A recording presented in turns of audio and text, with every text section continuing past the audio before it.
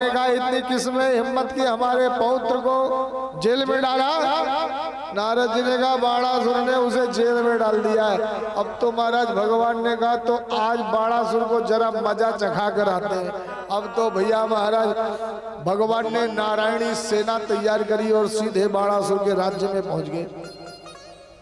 जैसे पहुंचे प्रभु और जैसे प्रभु यहाँ से चले तो बाणासुर को भगवान भोलेनाथ ने एक छत्र दिया था, झंडा।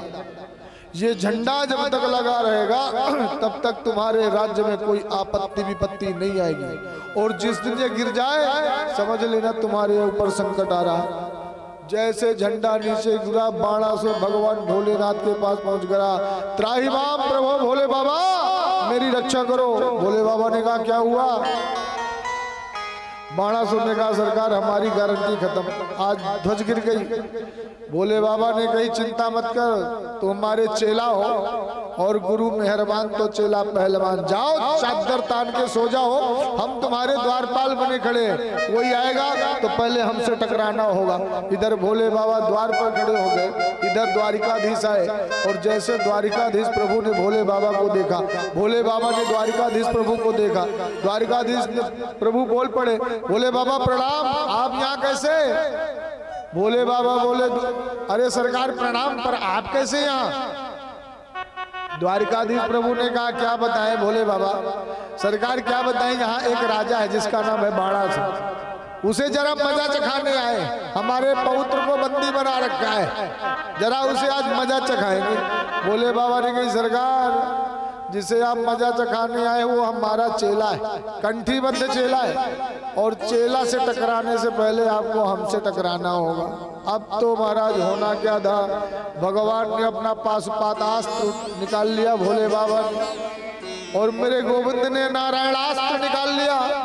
सभी देवता आकाश में आ गए, ऋषि जन संत जन आ गए। सरकार यदि आप दो महारथी टकरा जाएंगे तो संसार का विनाश हो जाएगा।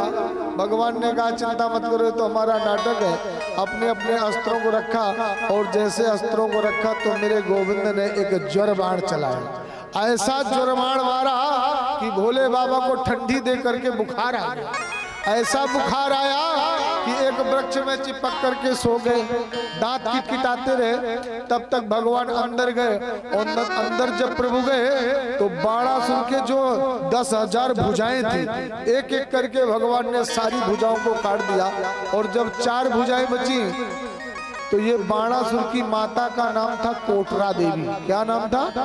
कोटरा देवी। निर्वस्त्र होकर कोटरा देवी आ गई भगवान के सामने। सोई भगवान ने मुख मोड़ करके पीछे को खड़े हो गए, और उतने में ये बाणासुर 9-11 हो गया, भाग गया।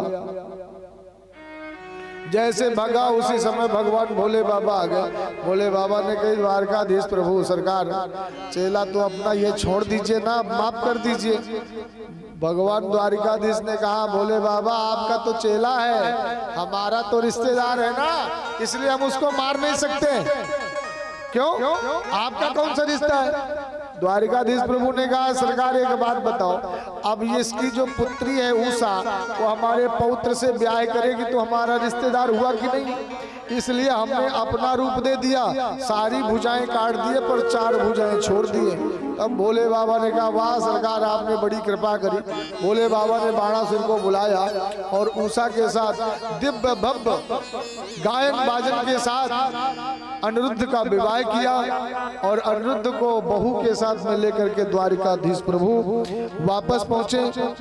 भगवान बड़े आनंदित हो रहे थे, पूरे द्वारिकावासी बड़े आनंद में झूम रहे थे। आज अनिरुद्ध को देख करके सभी द्वारकावासी आनंदित हुए। कहने का भाव क्या, स्वामी सुखदेव जी कहते हैं भगवान का संबंध तो भगवान से है, पर एक बार संबंध कोई अपना बना करके दे देखे। इतने कृपालु है कि भगवान ने ऐसे बाणासुर का वध नहीं किया, उसे अपना रिश्तेदार बना लिया। भगवान बार बार इशारा करते हैं कि एक बार मुझसे संबंध करो तो सही, पर कोई करे तो सही, बुला रहे हैं। कई जन्मों से बुला रहे हैं,